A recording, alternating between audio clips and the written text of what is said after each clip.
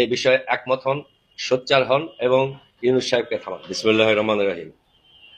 আপনারা সবাই জানেন আজকে আমাদের এই প্রেস রিলিজ হচ্ছে সরকার কর্তৃক আমাদের নৌবন্দর এবং টার্মিনালগুলি, সমুদ্র বন্দরগুলি বিদেশিদের সাথে চুক্তি করার বিষয়। আমজনতার দল দেশে বন্দর ও টার্মিনাল সমূহ পরিচালনার দায়িত্ব বিদেশি কোম্পানির হাতে তুলে দেওয়ার সরকারের সিদ্ধান্তের তীব্র নিন্দা ও গভীর উদ্বেগ প্রকাশ করছে। এই চুক্তি অবিলম্বে বাতিল করারও আহ্বান জানানো হচ্ছে। দেশের অর্থনীতি ও সার্বভৌমত্বের জন্য চট্টগ্রাম বন্দর অত্যন্ত গুরুত্বপূর্ণ একটি স্থাপনা। গত কয়েক দশকে বন্দরটি নিজস্ব জনবল ও সক্ষমতায় পরিচালিত হয়ে আসছে।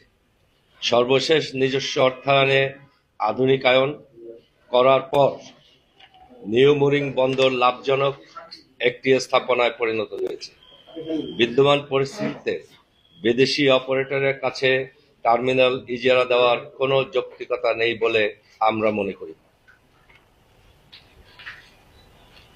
আমজনতার দল মনে করে দেশের অর্থনীতির লাইফলাইন হিসেবে পরিচিত বন্দরের নিয়ন্ত্রণ বিদেশিদের হাতে তুলে দেওয়া জাতীয় নিরাপত্তার জন্য একটা বড় হুমকি। আমরা আরো উল্লেখ করতে চাই,